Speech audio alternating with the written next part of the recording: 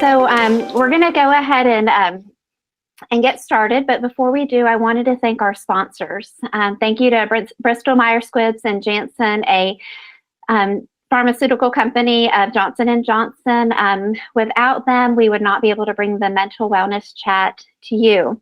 And the Mental Wellness Chat has been such a great community that we are so thankful for our sponsors. And then we are, of course, always thankful for MS Views and News for allowing this platform and this program to be going on since COVID, because it has been meeting a really important need for many of us.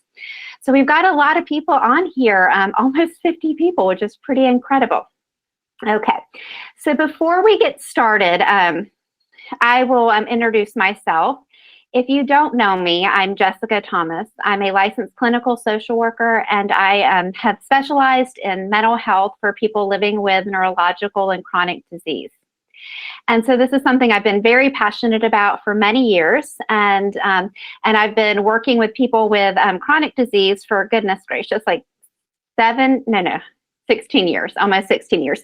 But I have MS, and I've been living with MS for almost 17 years. So that's a little bit about me. Tonight, we have almost 70 people on the call at this point, and so we have quite a community of people here on this call this evening. So we're going to go on to our next slide.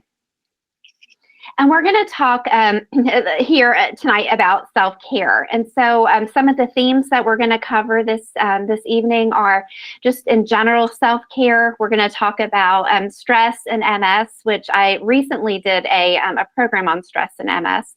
We're going to talk about proactive self-care. We're going to talk about reactive self-care. We're going to talk about how to plan for self-care, and then how to not let stressors in life sabotage our self-care.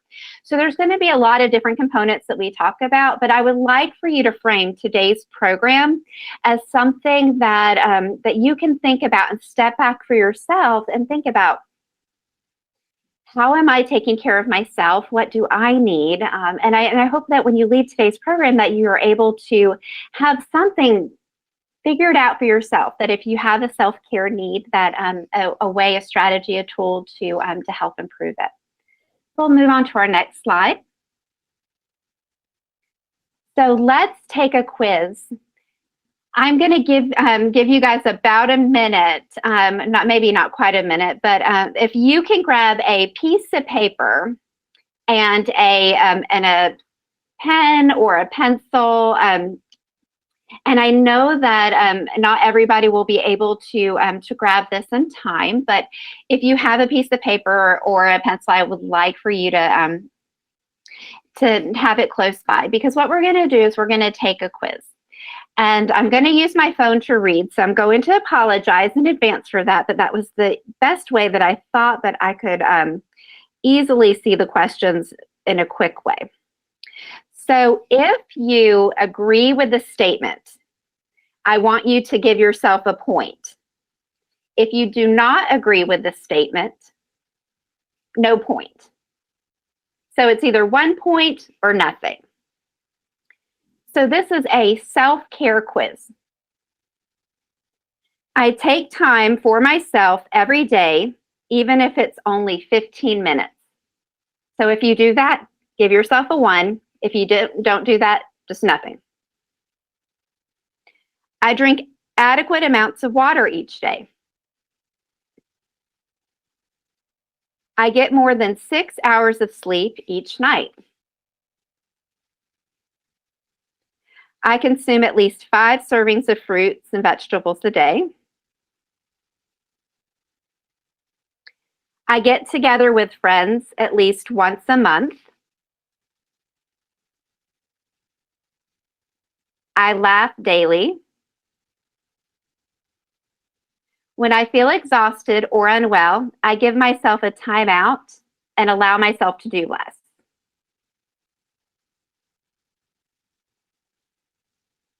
I have a relaxing bedtime routine.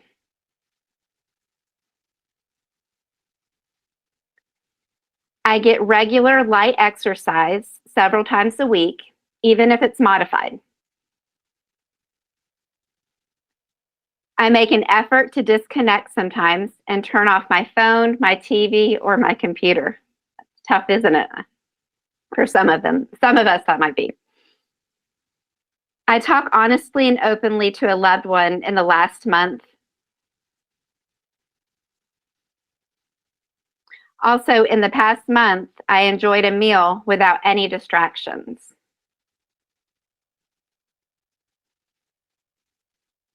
I spend time outdoors every week.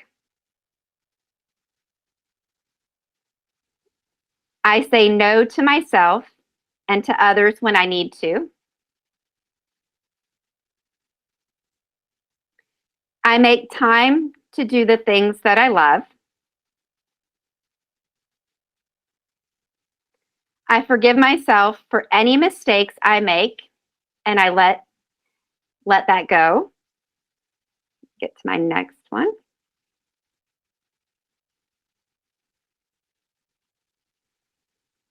Oh, and I let go of the past. I focus on the positive about myself. I would like for you to tally up your score.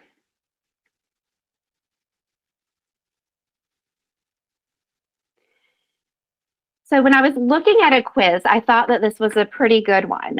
Some of it's transferable, and we're going to talk about the pieces that maybe are not transferable from it.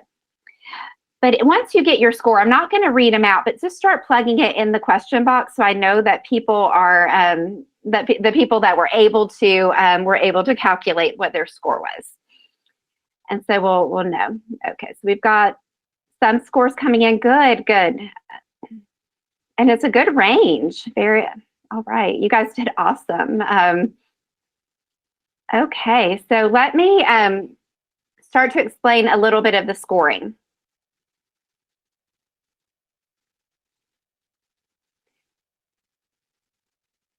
So with the scoring of this, if you had, let's say, less than 6,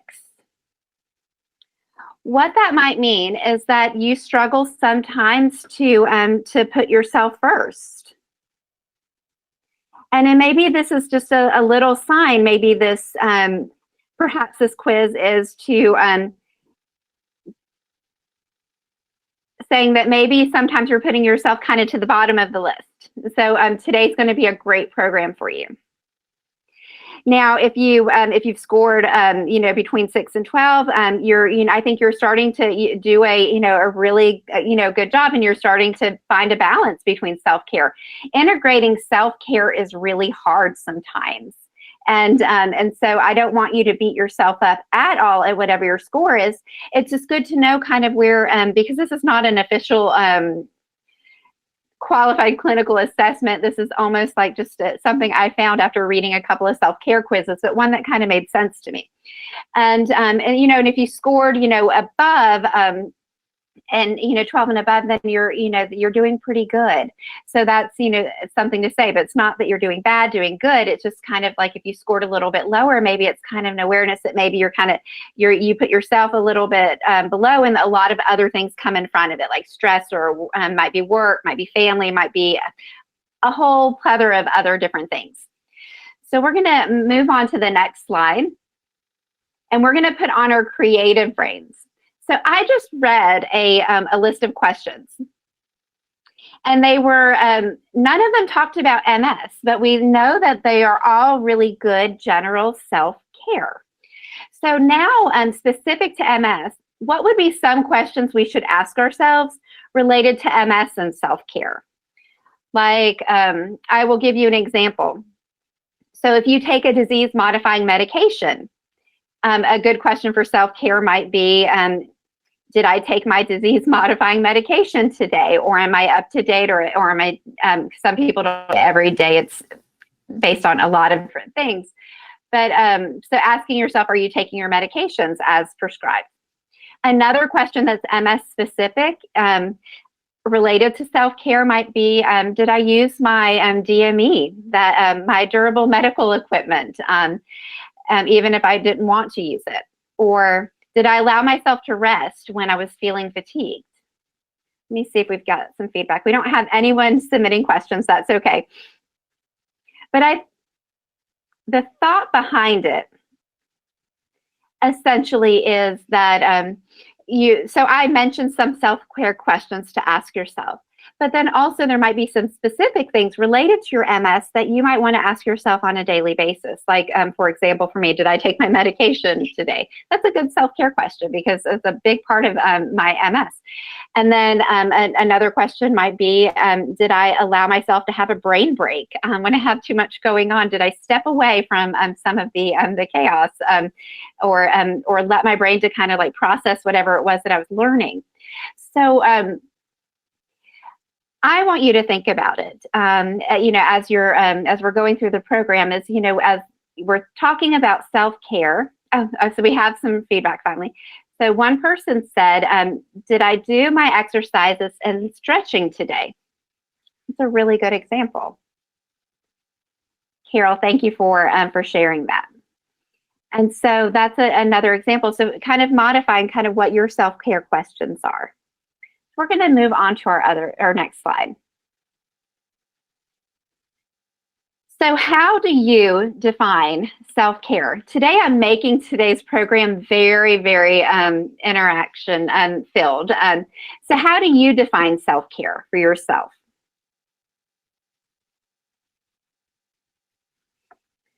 So if you can go to the question box and let me know, what is that, like, how do you define self-care? And so we've got some people, Vivolia says, taking time to relax your body when you're in pain. That's a great. Antoinette says, my daily walks. Cindy says, taking care of your physical health as well as your mental health. That is great. Carol says, something that benefits my mind and my body. Heather says, to take time for myself at least 10 minutes a day and keeping a gratitude journal. That is wonderful. And then Maria says, grooming and looking presentable. That's important. And that's a big part of self-care. Julie says, eating. Rockland says, making my health habits and mental health a priority. Very good. Linda says, pace it. I rest and rejuvenate. I love it. I walk my dog and look at nature. And then we have Ruby that shares acknowledging that you must take care of yourself in order to be able to care for others. And that's very true. Tammy says, taking time to do those things that restore me. Casey says, I believe getting my rest is imperative. Nora says, sleep, recharge, feel okay, and get outside. I like those. Those are really good points. Crystal says, giving back to my body by exercising. Very good. Mary says, talking to a friend. Melissa says, taking it easy when I feel overwhelmed, both mentally and physically and emotionally. Linda says, taking care of my basic physical needs, rest, relax, break from social media. Linda says, staying away from stress triggers such as heat. Matt says, doing things to improve or preserve your health. I forgot to do this, but I wanted to give a shout out to the MS-BS group. They are a support group, and they are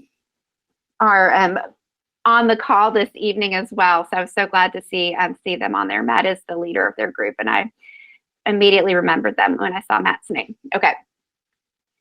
So we all define self-care a little bit differently. I define self-care as balance. So when I'm taking care of myself, I tend to feel a little bit more balanced. But self-care really requires for us to check in with ourselves and ask ourselves how we're doing and really identify what is it that our body is needing, what is it asking for. And so how can you do this? I have done a lot of these MS mental wellness chats over I feel like the past year and a half at least. And so one of the things that I talk about is a 4-question check-in. And I like this 4-question check-in for this specific reason, because I think it allows us to give a check-in with our body, and to kind of ask ourselves what we need. So for the 4 questions, I didn't do a slide on it. Sometimes I incorporate the slide and sometimes I don't. But one thing you can count on me is I'm going to probably talk about these 4 questions every once in a while. Is to ask yourself, how am I feeling right now? So when you do that, I want you to pause and I want you to think about it. You know, how am I feeling right now? And that means physically, that means mentally, that means emotionally. Just overall, how are you feeling? And then the second question is, what do I need right now? So you might identify that that you're feeling overwhelmed, or you're feeling stressed, or you're feeling tired. And you might identify that maybe you need to rest, or maybe you need a break. I don't know. You will only be the person that knows what you need. And then third question is to ask yourself, what is something that I can do to show myself compassion right now? Because often when we're checking in with ourselves and we realize that maybe we're tired, or we don't have as much emotional energy or whatever, we tend to feel a little bit guilty, or we might have an emotion that sort of attaches to that. So that third question is, how can I show myself compassion right now? And then the fourth question is, what is the next step that I can take? So that, I think, is a really good tool. It's very simple. It's 4 questions, but it allows you to really check in with how you're doing. Find out, really physically, mentally, emotionally, how are you doing? Kind of what do you need? Allows you to practice compassion, and then you come up with a plan. Often and I've said this before, often my plan usually is that I will take a 15-minute rest or a 15-minute walk sometimes. And that will help me quite a bit. So we're going to go into self-care. So self-care essentially is anything that you do to take care of yourself, so you can stay physically, mentally, and emotionally well. It benefits you physically, mentally, and emotionally, and your overall well-being to tend to yourself and to care to yourself. And people that tend to focus on self-care usually will have more positive health outcomes. Will it take away MS? No way, right? We know this. But will it help you in your MS journey? Absolutely. It will help you learn to manage stress, how to take care of other things that might impact your stress. Like if you were focusing on good sleep hygiene, that would help you probably sleep better. And if you're sleeping better, you probably will have a little bit more energy. Not saying that you won't have fatigue, because I don't believe that could be possible sometimes, but it would maybe help you manage your fatigue a little bit better. So self-care, really, if you think about it for yourself, it's anything that you do. So it can be a very personal thing to take care of yourself. So what is self-care for me might not be self-care for you. And we have, 70 or a little bit over 70 people on the call. So self-care can look so different for each of us. So as we navigate and talk about things with self-care, just know that self-care is yours, and how you define it and how you need it. So there's different types of self-care. There is emotional self-care, such as like how we talk to ourselves. I think another example is, taking a bubble bath. And I know some people with MS cannot be in hot temperatures. I take bubble baths sometimes. But that to me is like an emotional self-care, because it's just a really relaxing thing. Another example of an emotional self-care is saying no to things that cause unnecessary stress. It's actually a really big one. Giving yourself permission to take a pause, or doing something like setting up a coffee date or a dinner with a friend. Now, there's physical self-care.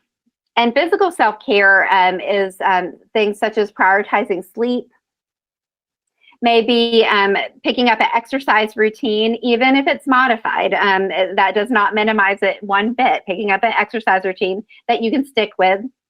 Choosing to eat healthy and nourishing foods over highly processed ones. And then there's spiritual self-care. And so for some people, that might be, attending a religious service. For other people, it might be spending time in nature, meditating, and, incorporating regular acts of kindness into your day, and keeping a gratitude journal. So there's a couple different types of self-care. So as you think about self-care, think about how they kind of lay out. So I know for me, sleeping is really important. So I focus on that. And exercise is important. I focus on that. But then also I'm having dinner with a friend tomorrow. So the emotional piece is equally as important. So one doesn't trump the other. It's just what you need. So we're going to go back to the chat box again. And I'm going to ask you, how does your stress affect your MS? So how does stress affect your MS? And while you're typing, I'm going to get a drink because I'm so thirsty. I'm sorry. Okay. So how does stress affect your MS? And while I'm waiting for responses to come in, Crystal says immensely. I will share mine because I believe that it's okay to connect, and I'm a part of your community too. So for me, stress affects my MS in the sense that if I'm really stressed, I don't sleep as well. And if I don't sleep as well, then I will wake up tired. If I wake up tired, then I will have a little bit more cognitive fatigue. And while I can still function and do everything that I want to do, it just makes the day harder.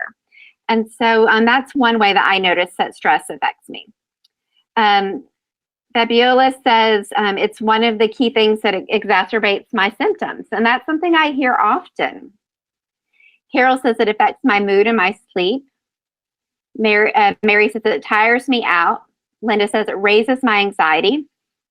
Antoinette says, even when I don't realize I'm stressed, MS reminds me with a pseudo relapse or a pseudo flare. So symptoms that are from a previous relapse that kind of, they kind of flare up again. They become a little bit more active. Barbara says her leg strength weakens. Terry says she's bloated and feels sluggish, which reminds me that sometimes we don't eat as well when we're stressed, and that can also leave us feeling bloated if we're not eating well. Kanita says harder to think clearly. Fabiola says stress gives me headaches, body aches, and fatigue. Nora says a lot. I can't focus and shut down sometimes. Linda says I find it hard to cope, so I get frustrated and less efficient. Ruby says I don't sleep too well and the energy drains me. Linda says I get a lot of symptoms when I'm stressed. Tammy says stress affects my mental cognition. Warren and Jane says I don't sleep well, causes all symptoms to worsen. Heather says it makes me feel more fatigued, and some of my old symptoms like face numbness on one side comes back. Cindy says my sleep and eating healthy habits. We have someone that says it makes them tired and angry. Dion says, agreed, when I don't sleep well, it affects my mobility. Linda says I get internal tremors. Rocklyn says interrupts my ability to focus and accelerates my fatigue, which, makes a lot of sense, right?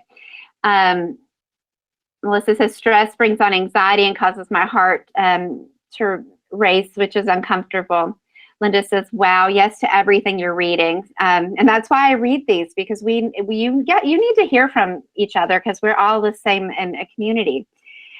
Julie says, I don't know if heat is stress. I would say that heat in the sun is not stress in itself, but I do think it probably can exacerbate a stress reaction or feeling more stressed.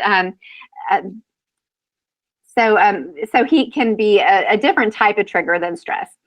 Maria says stress can make you have an episode of MS. Brigitta says when I'm stressed, I exaggerate my symptoms, like more shakiness. And then Mary said I relate to everything people are saying. So there we are. So I'm going to stop reading them now. So we can see that stress affects our MS. And the one way we can, and I've said this in other programs too, that stress is inevitable, right? that's the one thing that's guaranteed, is that we're always going to have stressors that they come and go. There will be long-term stressors, short-term stressors. We can guarantee that we'll have stress. And stress is non-negotiable. It will be a part of our life because it just innately will. But what is negotiable is self-care. And so we're going to talk about different types of self-care tools and resources. But first, we're going to talk about enduring versus temporary. So these are two different types of self-care. So temporary self-care, if you think about it, is like going to dinner with a friend. You'll benefit from having that connection, but it won't last very long after you both get home and you get back into a routine. Enduring self-care, it has more permanent effects. So I would say for our person, and I'm sorry, we have so many people on here that I can't remember who quite said it, but the person that said that they practice gratitude, or or if you practice mindfulness, those are more enduring, because the act of practicing mindfulness and gratitude will stay with you much longer, and especially with the mindfulness, because that can help with some long-term brain changes, and how we I won't go into the neurotransmitters, but it makes quite a difference. So those are two types of self-care. So I want you to think about, when you're thinking about your self-care, is any self-care is good. I just want to tell you this. But you might be doing temporary self-care that gives you that quick relief that feels good, which is great. But maybe you might see that you want to add more enduring type activities into your life. So we'll move on to our next slide. What do you do for yourself on a daily or weekly basis? So what is something that you do to take care of yourself on a daily or weekly basis that would constitute for self-care? And the reason why I'm having you share this is because as you can see that you identify and you really often can connect with one another, we can also be encouraged by one another. And so Diane, you asked me if I'm seeing your responses. I am seeing your responses, so I do see your responses now. So Diane says exercise and a facial. So those are good. So one is lasting and one is temporary. The facial is temporary. Often when I've worked with people and they've said, I'm so stressed, I'm going to go get a massage. A massage is a very temporary. It's so good for you. But exercise is more lasting in that sense. But I love it. Exercise and a facial. We have Carol says exercise. Crystal says stretching. Linda says I go to a singing class. I probably need to go to one myself. Fabiola says I listen to music and relax. Warren and Jane talk to a friend. Antoinette walks outdoors. I enjoy the beauty of nature, and even in the rain. Warren and Jane go to church. Terry spend time with daily skincare. Maria says not often as I would like, but I like walking and water exercises. Edith says exercising and knitting. Heather says writing down 3 things I'm thankful for each day and try to go to the gym a few times a week. Renee says I practice exercise and mindfulness daily. Linda says reading scientific journals and romantic rom-coms, sorry. And Linda, is that romantic comedy? I think it's romantic comedy. Ruby says trying to get as much rest as possible, taking care of my twin boys. Good gracious. That's probably a good thing to aim for self-care. Tammy says I do weekly therapy Bible group. Mary says I take supplements every day and use my leg cycle.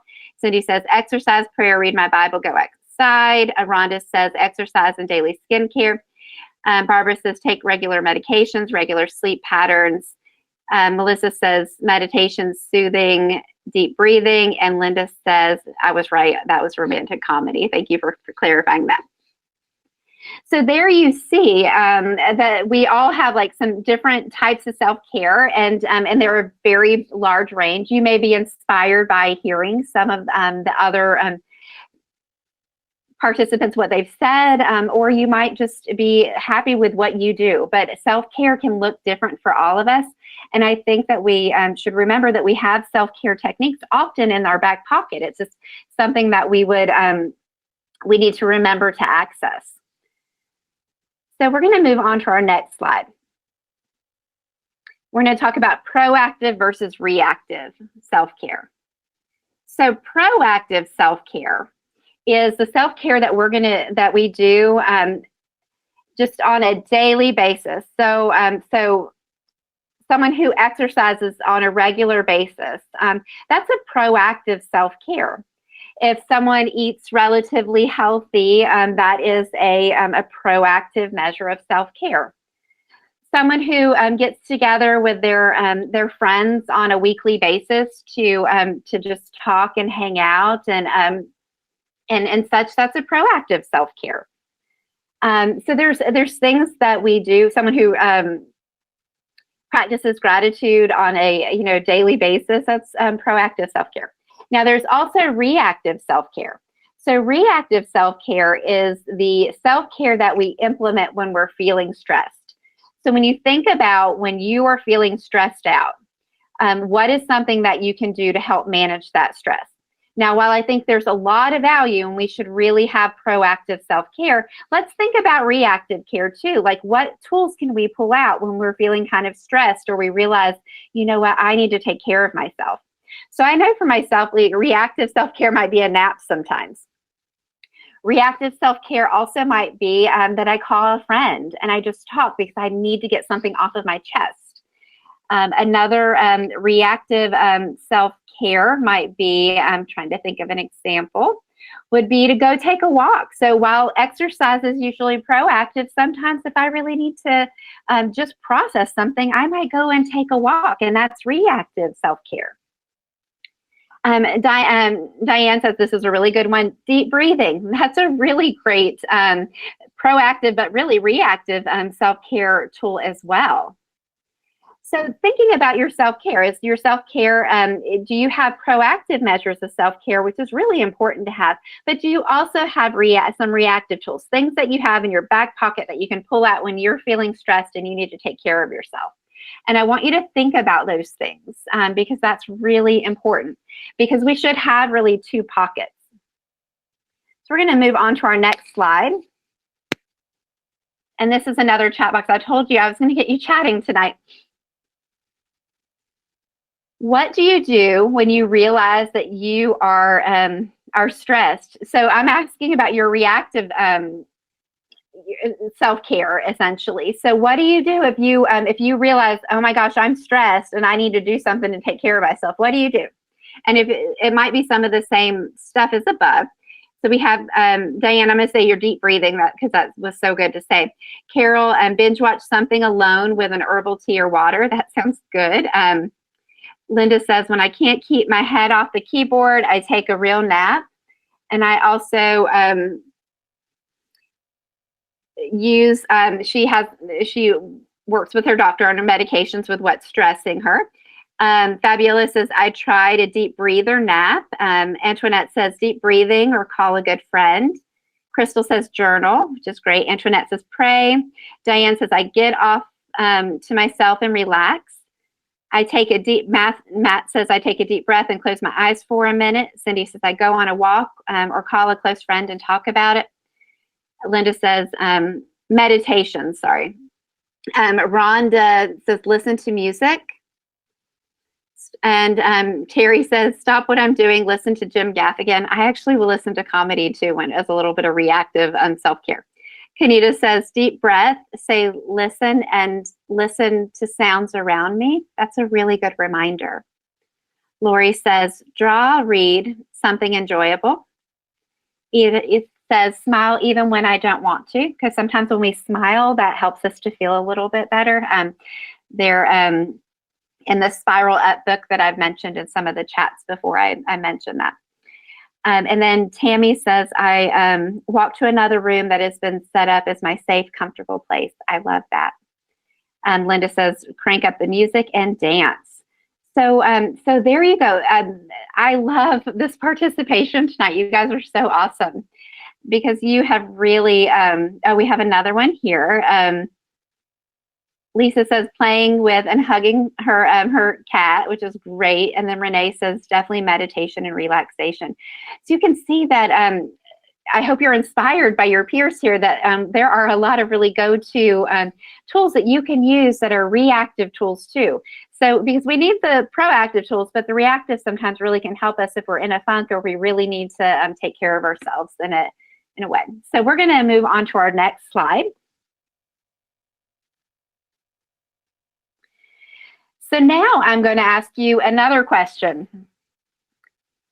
And we won't spend a whole lot of time here, but how do you make time for your self-care? This can, and we're going to, as people are typing in, I'm going to go on to the next slide. And we're going to talk about how to plan for it. Because sometimes we can have, you know, that self-care that's already scheduled in our day or a week, et cetera, and we already have a plan for it. But it's important to note that when self-care is regularly practiced, you know, again, this leads to positive health outcomes, such as like better sleep, reduce stress. It's good for your immune system. It can help your moods, et cetera.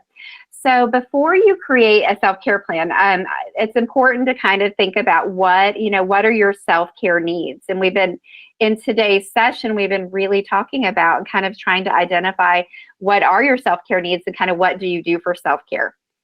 Think about what you value most in your day-to-day life and write down things that support your needs. Find ways to fit them in your schedule. And then remove any barriers. For example, let me see if I can come up with an example real quick. So if you identified that coloring was something that really helped you to wind down at night and to relax, maybe while you were not watching the news, while you were just watching a show or whatever, and that coloring was something that was really relaxing, that you enjoyed doing. You felt creative when you did it, and it was just soothing. What we would want to talk about is let's think about any barriers, things that would get in the way from that coloring. Well, I know that if you don't have your colored pencils and your coloring books close by to probably where you sit at night, it might be harder to get up and get them. So when I work with people, and I've talked to people in the past, I think, what are the barriers to doing the things that help you feel good and help you take care of yourself?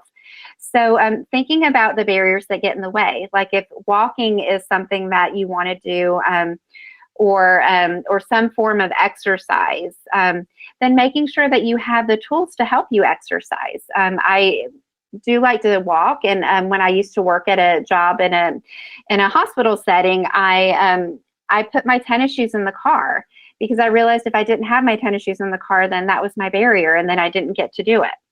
So thinking about what your barriers are and thinking about what is helpful for you and how you plan it. Now I'm going to read some of the feedback here because it's important to know what other people do to plan for self-care, because this might be inspiring. So Julie says she looks forward to her MS group.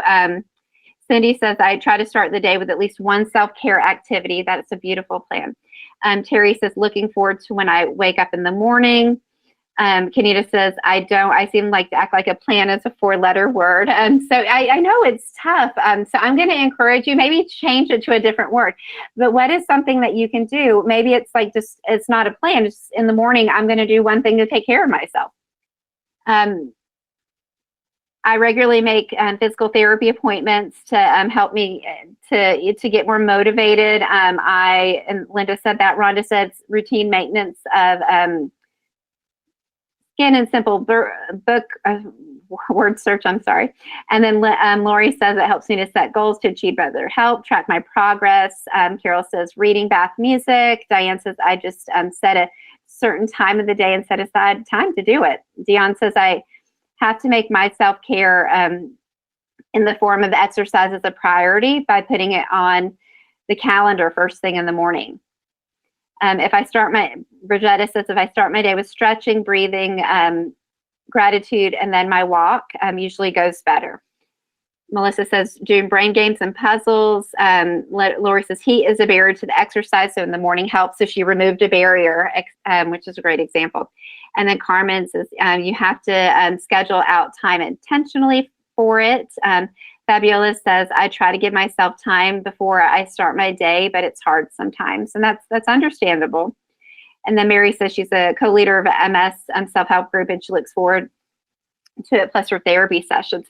So what you can see is that if we plan for self-care, it can help us. But I think a big part of planning for it is kind of identifying what is it that you need, what is the self-care that you need, because what you might need is different than what I might need.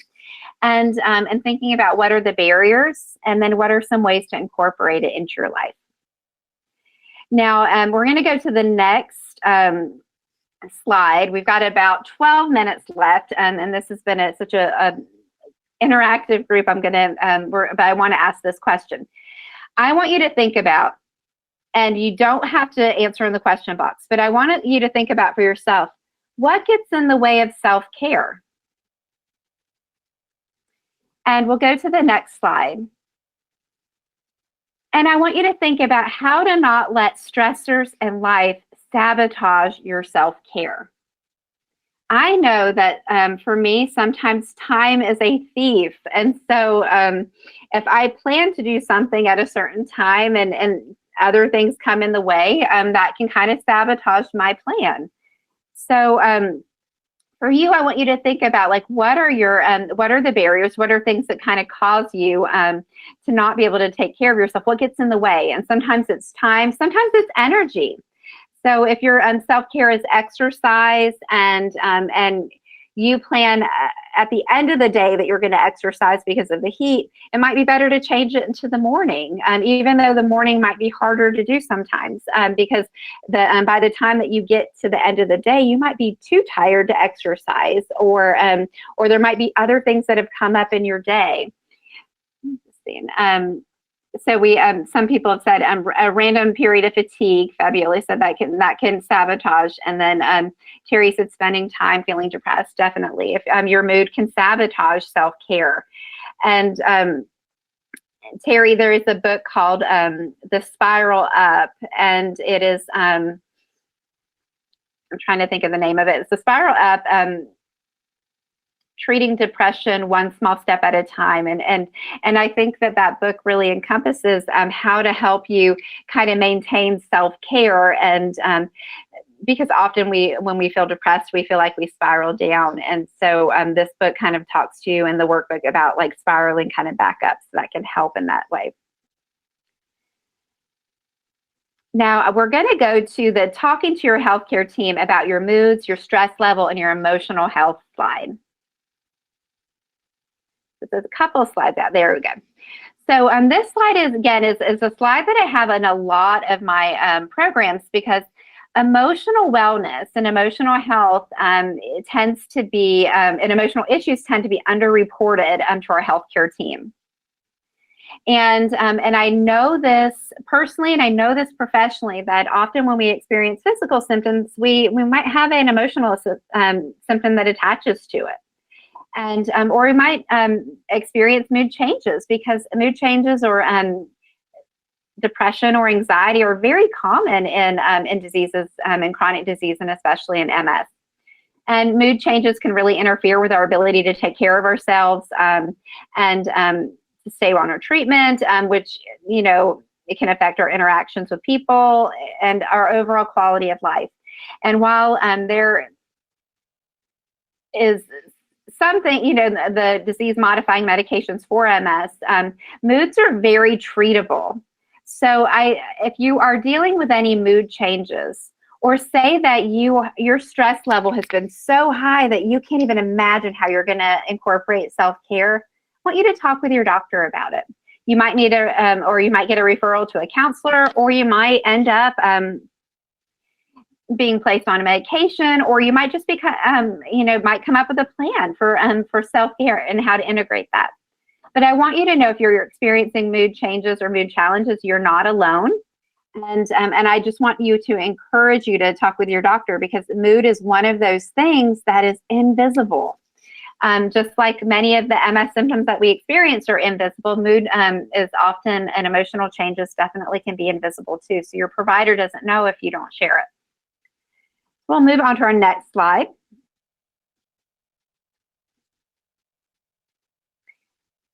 So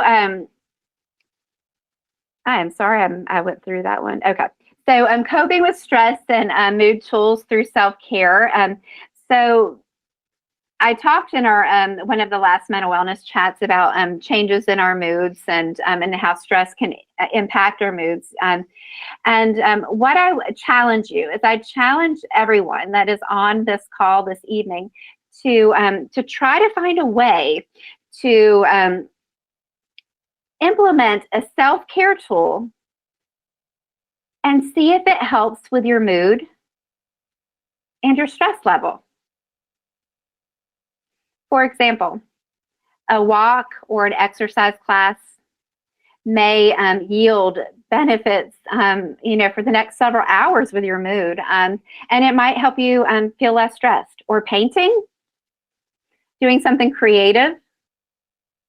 So I'm going to challenge you to cope with stress and some of your mood challenges, if you deal with those, through self-care, and thinking about self-care from a proactive and a reactive. But I want you to really think from the proactive stance, but then also have the reactive in your pocket too. So we will move on to our next slide.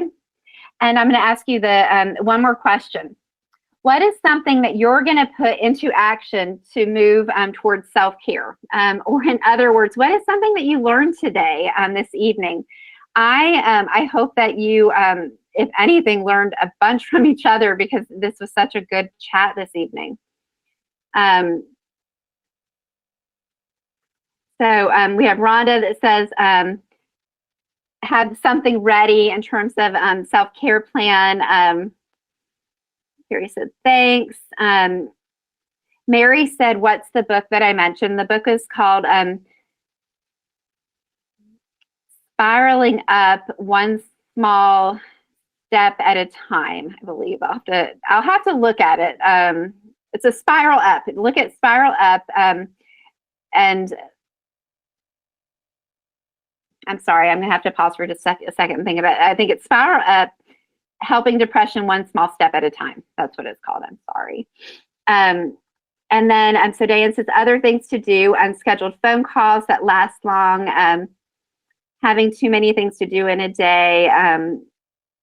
So she's looking at some things that can take away, or that kind of get in the way. Crystal says coloring.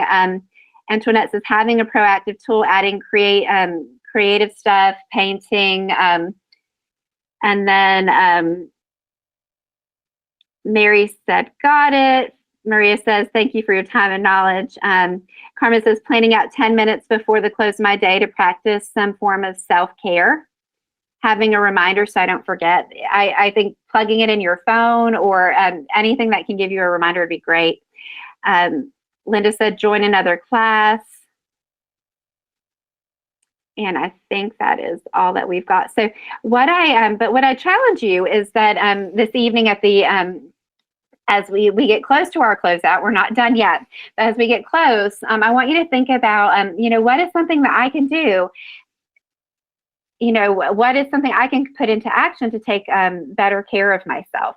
And one of you, I'm inspired by some of your responses as well. And so I was very inspired by the listening to music. So I've kind of forgot to do that this week. So I'm going to start listening to a little bit of music this week. So, and then we have baking, going out to dinner, and to alleviate some tasks. And very good. So I want you to continue to think about what you heard today and kind of what feels good and what's right for you, but to challenge yourself, is there anything that I need to do with self-care to improve it? So we're going to go on to our next slide. Our next MS Mental Wellness Chat is going to be August 24th. Can you believe it's going to be August? I cannot believe it's going to be August. Like, school will be starting soon. Fall will be coming soon. I know that's kind of really prematurely thinking of that. But anyway, so it's going to be in August on the 24th at 7 p.m. And we're going to talk about how to talk with your support team. We're going to talk about communication, talking about hard things, especially when you have a disease, that has an invisible aspect of it, an invisible illness. So then the next slide is the reminder slide. I want to thank our sponsors for tonight's mental health chat. Bristol Myers Squibb and Janssen, a Johnson & Johnson pharmaceutical company. We are very thankful for their support, as well as MS Views and News, because without MS Views and News, this program would not be here. When this program ends this evening, immediately after the program, there's going to be a survey that comes up. And this is really important because I would like for you guys to tell me what kind of topics you would like to talk about in the mental wellness chat, because I've been doing this for a while. I can always come up with more topics, but I know that you guys have great ideas. And MS Views and News wants to hear from you, so I really hope that, that you'll stick on for the survey and make sure that you give your feedback. And so we'll go into the last slide before it goes to the survey. I always say, I don't like to say goodbye. I'll say I'll see you later. That little spot on the map is where I am in North Carolina. I know we're all from all over, but we'll put a bookmark here and we'll pick up next month in August. I wish you guys all well, and I hope that you plan some self-care and have a good month going forward. I will see you later.